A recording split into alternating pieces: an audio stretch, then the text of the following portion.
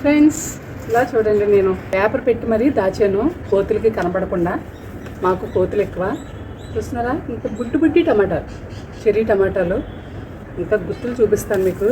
నాకైతే ఈ cherry tomato ప్లాంటే ornamental ప్లాంట్గా మారిపోతుంది ఎప్పుడు చూసినా.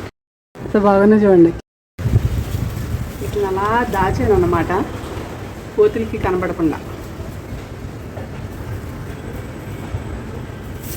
వీటిని చూస్తే కొయ్యాలనిపించదు, కోసిన వాడాలనిపించదు. ఎంత బాగున్నాయో. మీరైతే ఎలా వాడతారు ఈ చెర్రీ టమాటాలని?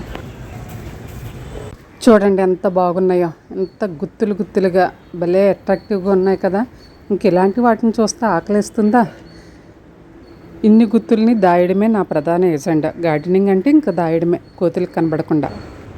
మరి మీరు పెంచారా చెర్రీ టమాటోస్? మీ అభిప్రాయాన్ని తెలియజేయండి.